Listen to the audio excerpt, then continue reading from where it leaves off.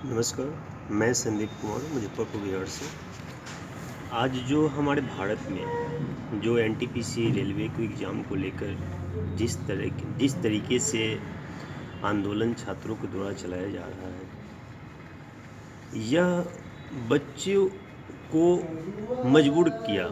NTPC ने बच्चों को मजबूर किया है और हम आज सरकार से पूछना चाहते हैं कि आज सरकार है कहाँ। आज सरकार इलेक्शन होती है, चुनाव होती है, उसमें सारी बातों को उन लोग शेयर करते हैं, सब चीज़ बताते हैं, बट कभी एजुकेशन के प्रति हमारी शिक्षा व्यवस्था क्या है, हमारे देश में किस तरीके से चल रही है, इसे किसी का भी ख्याल नहीं है।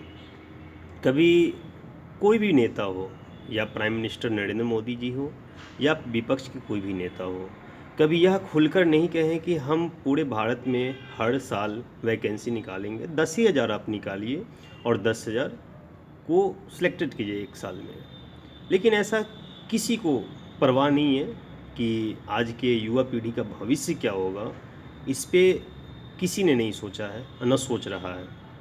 मजबूरन आज बच्चों द्वारा रेलवे ट्रैक पे, रेलवे स्टेशन पे जो विद्रोह किया जा रहा है, ठीक है, तोड़ना फोड़ना एक गलत चीज़ है, लेकिन क्या करे बच्चे, क्या कर सकता है।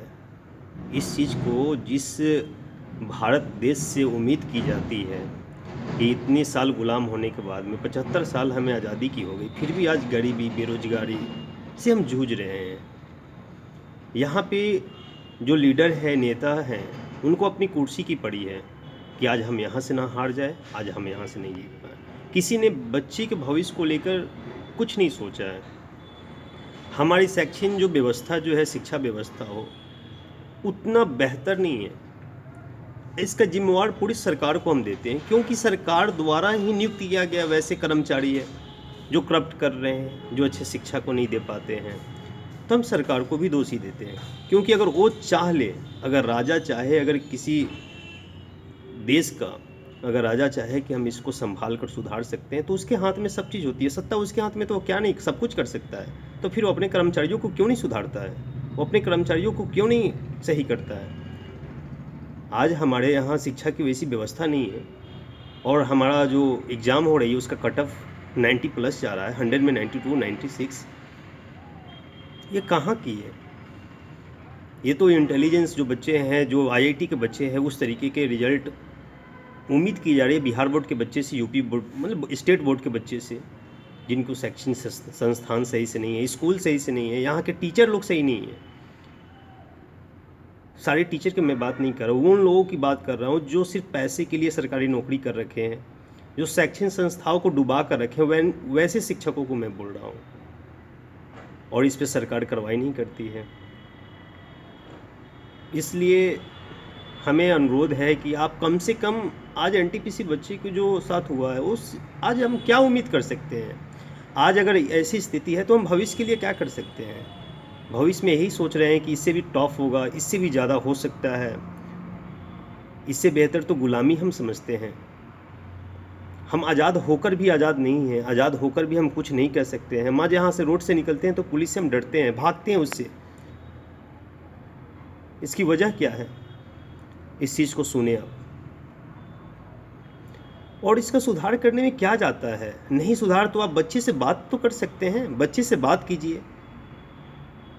आप आइए यहाँ, बच्चों से मिलिए, बच्चों से बात कीजिए कि क्या किया जा सकता है। तो आप सुनते भी नहीं है कि बच्चे से हम मिल ले, 2 शब्द बात कर ले। अब बच्चे विद्रोह करते हैं तो उन पर लाठीचार्ज करते हैं। यह न्याय ही है, न्याय नहीं है।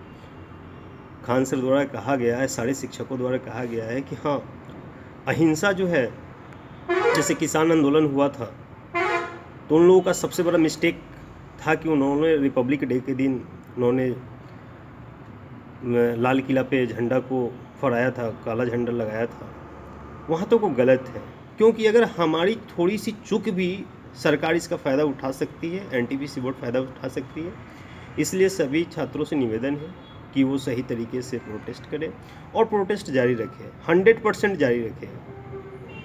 क्योंकि आज अगर यह आंदोलन रुक जाता है तो आने वाला 10 साल में क्या होगा किसी को पता नहीं है।